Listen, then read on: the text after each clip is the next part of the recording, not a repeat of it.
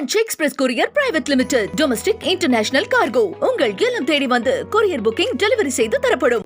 Doctor Sreevarma ஆயுள் தரும் ஆயுர்வேதா அறுவை சிகிச்சை இல்லா குணம் ஆயுள் கால நிவாரணம். அன்பு ஊடக நண்பர்களுக்கு வணக்கம்.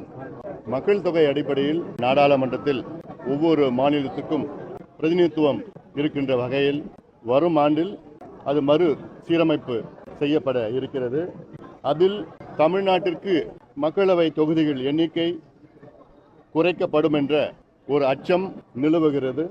இந்த அச்சத்தை போக்க மத்திய அரசு முயற்சி செய்ய வேண்டும். இது தமிழ்நாட்டுக்கு மட்டுமல்ல, வளர்ந்த மாநிலங்கள், குறிப்பாக தென் மாநிலங்கள் தமிழ்நாடு, கேரளா, கர்நாடகா, ஆந்திரா, மகாராஷ்டிரா, இந்த மறு வரையறை செய்ய அந்த திட்டத்தின்படி எந்த மாநிலத்தில் மக்கள் தொகை அதிகமாக இருக்கிறதோ அதற்கு கூடுதலாக மக்களவை தொகுதிகளும், எந்த மாநிலத்தில் மக்கள் தொகை குறைக்கப்பட்டிருக்கிறதோ அவர்களுக்கு மக்களவை தொகுதியில் குறைக்கப்படுகின்ற ஒரு செய்தி. இந்த செய்தி இன்னும் உறுதியாகவில்லை. இது தவறான ஒரு போக்கு. தமிழ்நாட்டினுடைய உரிமைகளை என்றும் நாம் இழக்கக்கூடாது, இழக்கவும் முடியாது. இன்னும் சொல்ல போனால் இது தமிழ்நாட்டிற்கும் மற்ற வளர்ந்த மாநிலத்திற்கும் ஒரு தண்டனையாக நாம் பார்க்கின்றோம். இந்தியாவுடைய கொள்கை நம்முடைய மக்கள் தொகையை குறைக்க வேண்டும் என்ற கொள்கை. அதற்கேற்ப நடவடிக்கைகள் தென் மாநிலங்கள் கூடுதல் கவனம் செலுத்தி கடந்த 30-40 ஆண்டு காலமாக அந்த டோட்டல் ஃபர்டிலிட்டி ரேட் என்று TFR என்று சொல்வது, இன்று இந்தியாவிலேயே மிக குறைவான TFR தமிழ்நாட்டிற்கும் கேரளாவுக்கும் தான். இதுவே நமக்கு பாதகமாக இருக்கக்கூடாது.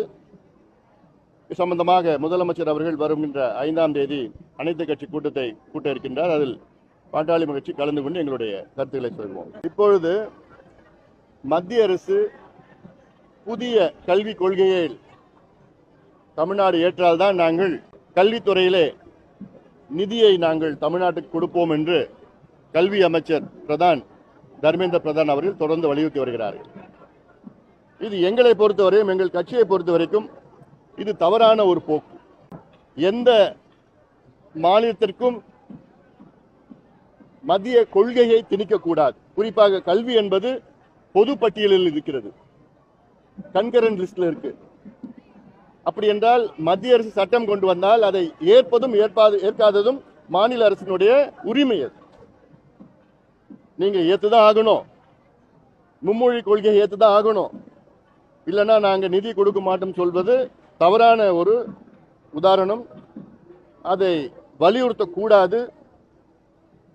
தமிழ்நாட்டில் இருமொழி கொள்கைகள் கடந்த 50-60 ஆண்டு காலமாக கடைபிடித்து வருகிறார்கள். இது தொடர வேண்டும். எந்த மொழியும் திணிக்கக்கூடாது. எல்லா மொழியும் கத்துக்கலாம், இல்லை இந்த மொழி கத்துக்கிட்டா ஆகணும் அப்படின்னு சொல்றது அது தவறான ஒரு கொள்கை. ஏன்னா கூட்டாட்சி தத்துவம் இது, ஃபெடரலிசம். ஏன்னா தமிழ்நாட்டுக்கு ஒரு கொள்கை இருக்கிறது, அந்த கொள்கையை மாற்ற சொல்வது மத்திய அரசுக்கு உரிமை கிடையாது. அதே வேளையில் தமிழக அரசு, குறிப்பா திமுக, நீங்க எங்களுக்கு ஹிந்தி வேண்டான்னு சொல்றீங்க, ஹிந்தி திணிக்க கூடாதுன்னு சொல்றீங்க. அது சரி. நீங்க தமிழுக்கு நீங்க என்ன பண்ணீங்க? தமிழ் வச்சுதான் நீங்க ஆட்சிக்கு வந்தீங்க, மொழி போர் வச்சுதான் நீங்க ஆட்சிக்கு 67 வந்தீங்க. 67 இருந்து இண்டிங் வரைக்கும் நீங்க தமிழுக்கு என்ன பண்ணீங்க? நீங்க வரத்துக்கு முன்பு தமிழ்நாட்டில் வெறும் 20 தனியார் பள்ளிக்கூடங்கள் தான் இருந்தது. இன்னைக்கு கிட்டத்தட்ட 55,000 தனியார் பள்ளிக்கூடங்களை கொண்டு வந்தது யாரு? நீங்க தான். நீங்க என்ன செஞ்சிருக்கணும்? அரசு பள்ளிக்கூடங்களுக்கு முக்கியத்துவம் கொடுத்திருக்கணும், அரசு பள்ளிக்கூடங்களுக்கு நிதி ஒதுக்கீடு செஞ்சிருக்கணும், அரசு பள்ளிக்கூடங்களை காப்பாற்றி இருக்கணும். கல்வி என்பது அரசு மக்களுக்கு இலவசமா தரமா கொடுக்க வேண்டியது அரசுடைய கடமை, ஃபண்டமெண்டல் டியூட்டி. ஆனா அதெல்லாம் விட்டுட்டு நீங்க கல்வியை வியாபாரமா ஆக்கினது யாரு? இந்த திராவிட கட்சிகள் தான், குறிப்பா திமுக தான். நீங்க கல்வியை வியாபாரமா ஆக்கிட்டு இன்னைக்கு நீங்க ஹிந்தியை எதிர்க்கிறது எந்த வகையில் நியாயம்? அது ஹிந்தியை திணிக்க கூடாது, கத்துக்கலாம். ஹிந்தியோ மலையாளமோ கன்னடமோ பிரெஞ்சோ எதோ வேணா கத்துக்கலாம். ஆனா அவங்க மத்திய அரசு திணிக்கிறது தவறு. அதே வேளையில இவங்க தமிழுக்கு என்ன பண்ணீங்க? இப்ப தமிழ் தமிழ் வழி கல்வின்னு ஒரு வழக்கு உச்சநீதிமன்றத்தில் 26 ஆண்டு காலமாக நிலுவையில் இருக்கிறது. தமிழை பயிற்று மொழியாக ஆக்க வேண்டும் என்று ஒரு வழக்கு 26 ஆண்டுகள் உச்சநீதிமன்றத்தில் நிலுவையில் இருக்கு. அப்போ அதுக்கு நீங்க என்ன பண்ணீங்க? நீங்க இப்போ உச்சநீதிமன்றம் போனீங்களா? அந்த வழக்கை சீக்கிரம் முடிக்கிறதுக்கு ஏதாவது என்ன நடவடிக்கை எடுத்தீங்களா? நீங்க இல்ல.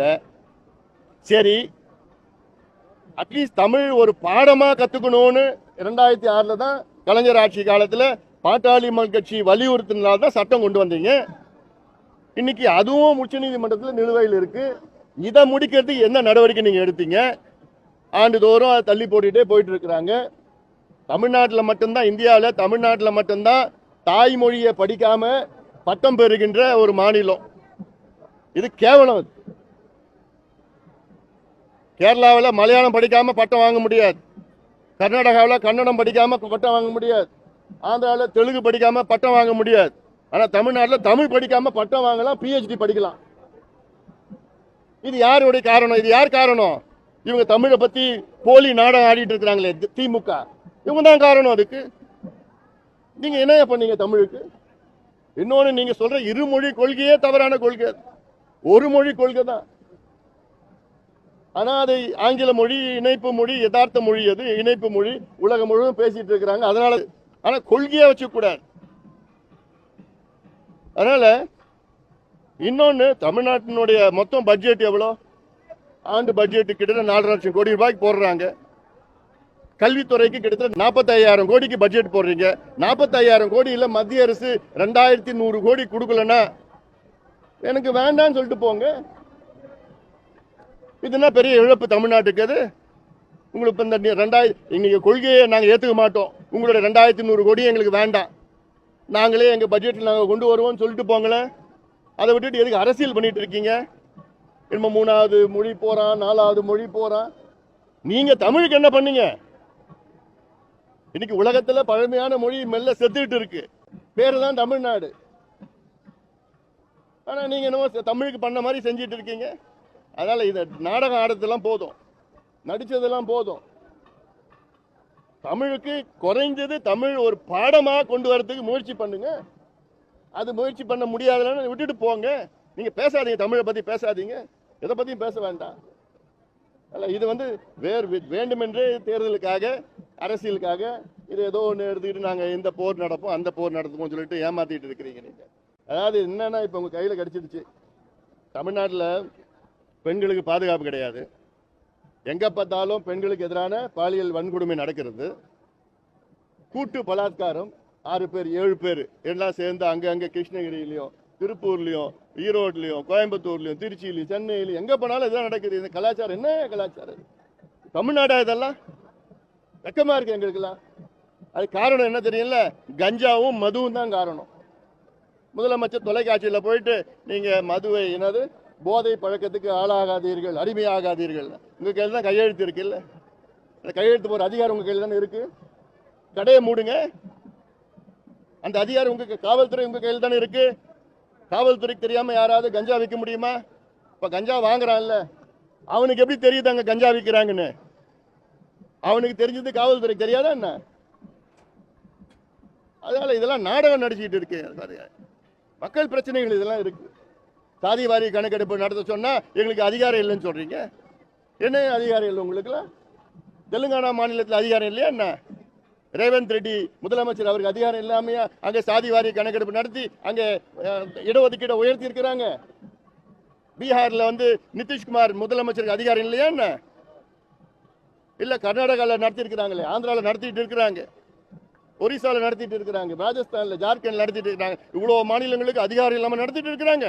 அதிகாரம் இருந்தும் அதிகாரம் இல்லை என்று சொல்பவர்கள் கோழைகள்.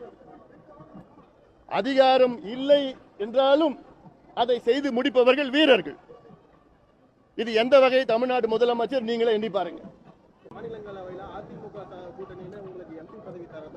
தவறான செய்தி அதெல்லாம்.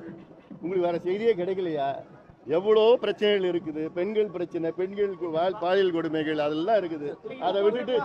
அதை விட்டுட்டு ஏதோ ஒரு பொருளியை கிளப்பி விட்டுட்டு அதெல்லாம் தேவையில்லாம அதுக்கு ஒரு வாதம் பண்ணிட்டு இருக்கு. நிச்சயமா அதுதான். அது மட்டும் கிடையாது, தமிழ்நாட்டில் இருக்கிற ஊழல் பிரச்சனைகள் எல்லா பிரச்சனையும் திசை திருப்புவதற்காகத்தான் இந்த மாதிரி ஒரு எடுத்துக்கிட்டு நாங்க 3வது மொழிப்போர் 4வது மொழிப்போர்னு சொல்லிட்டு இருக்கிறாங்க. எல்லாம் எங்களுக்கு வேணான்னு சொல்லிட்டு போவாங்க. 2100 கோடி ரூபாய் என்ன ஆக போகுது? கல்வி பட்ஜெட்டே 45,000 கோடி, இன்னும் கூடுதலா 2100 கோடி வர்ற பட்ஜெட்ல நீங்க போட்டுட்டு போங்களேன். என்ன அதனால ஆயிட போகுது? Branch express courier private limited domestic international cargo உங்கள் இல்லம் தேடி வந்து கொரியர் புக்கிங் டெலிவரி செய்து தரப்படும். டாக்டர் ஸ்ரீவர்மா ஆயுள் தரும் ஆயுர்வேதா அறுவை சிகிச்சை இல்லா குணம் ஆயுள் கால நிவாரணம்.